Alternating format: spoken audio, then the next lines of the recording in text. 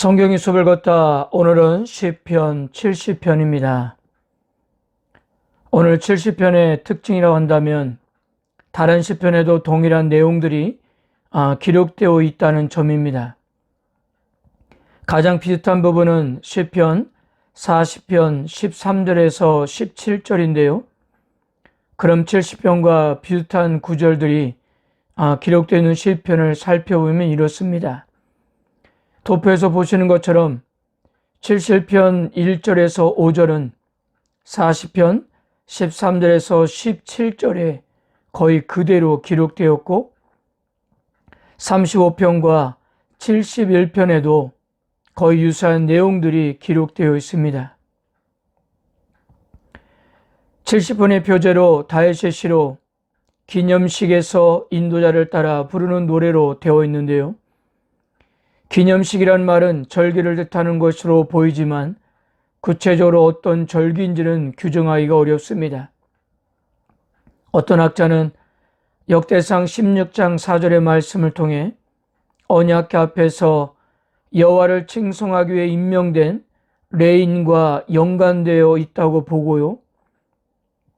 근데 부산 장신대학교 구약학의 김정훈 교수는 레이기의 말씀을 통해서 이 기념식을 이해했습니다.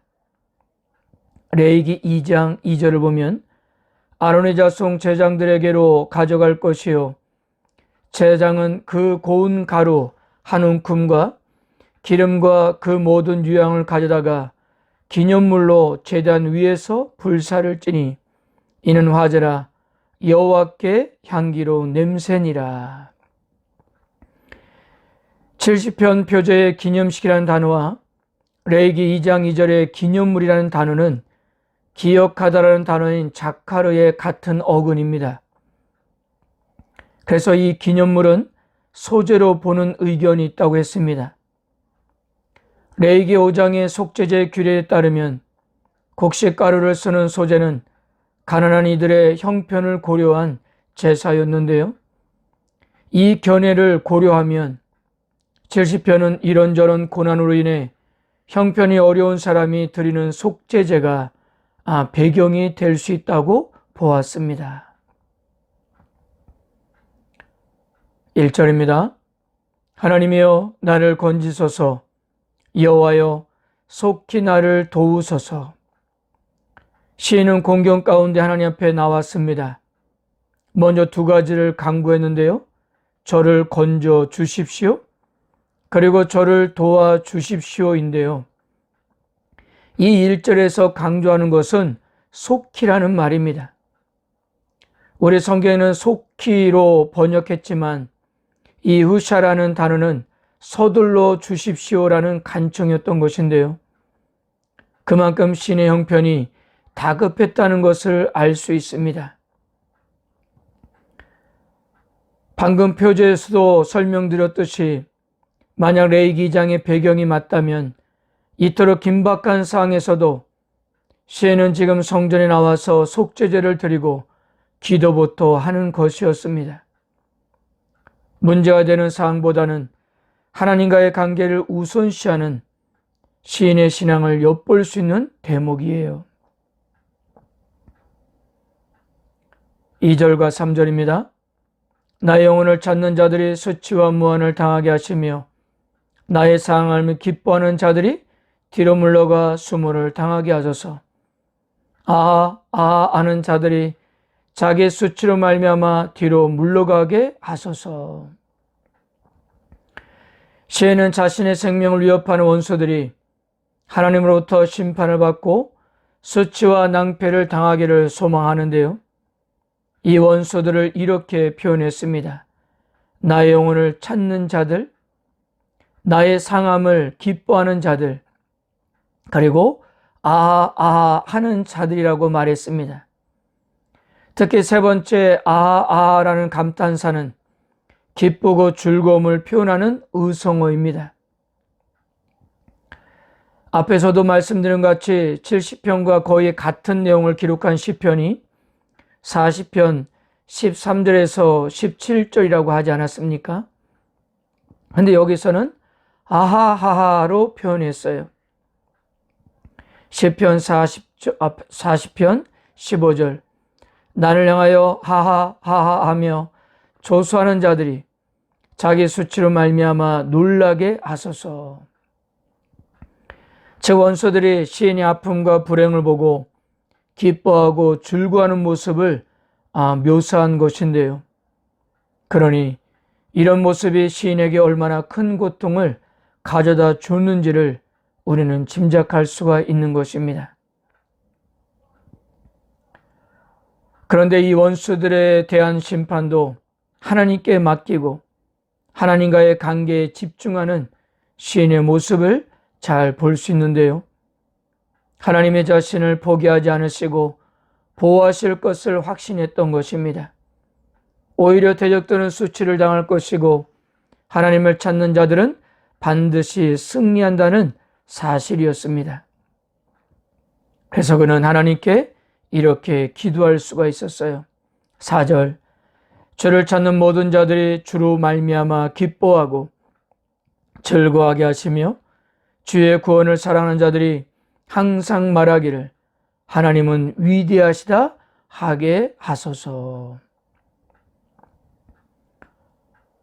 그리고 마지막으로 시인은 자신이 누구이며 어떤 처지에 있는지를 밝힙니다. 5절 나는 가난하고 궁핍하오니 하나님이여 속히 내게 임하소서.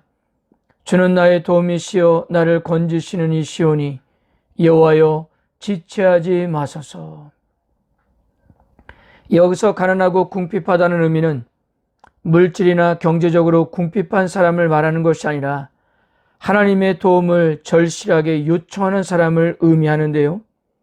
하나님밖에 의지할 대상이 없다는 것입니다. 시인은 이런 가난한 자로서 하나님을 향해 고백합니다. 당신은 나의 도움이십니다. 나의 구원자이십니다. 나의 하나님이십니다. 그러므로 지체하지 마소서. 시인에게 있어서 하나님은 그의 도움이 되시고 그를 건지시는 분이시기 때문이었습니다. 사랑하는 성도 여러분, 우리에게 찾아오는 어려움과 시련이 한 번뿐이라면 얼마나 좋겠습니까? 그러나 우리가 지금까지 살아오면서 경험한 것처럼 고난은 삶의 모든 순간 느닷없이 닥쳐온다는 사실이었습니다. 그렇다면 그러할 때 우리는 어떻게 할까요? 아니면 성도 여러분들은 어떻게 반응하며 오셨습니까? 오늘 시편 70편의 시인은 그럴 때 언제나 다시금 하나님을 향해 눈을 들었습니다. 우리가 제한된 세상에 살고 있기 때문에 고난을 겪을 수 있고 어려움을 만날 수 있습니다. 이것은 신앙이 좋다고 해서 피해갈 수 있는 문제가 아닙니다. 누구나 그럴 수 있다는 거예요. 그런데 오늘 시인의 다른 점, 즉 우리 믿음의 사람들이 다른 점은 그런 속에서도 좌절하지 않고 낙심하지 않는다는 거예요. 정말 말 그대로 사방이 대적으로 둘러싸여 어디 한 곳에도 탈출구를 찾을 수 없다 하더라도 우리들의 시선은 하늘을 향할 수 있기 때문이었어요.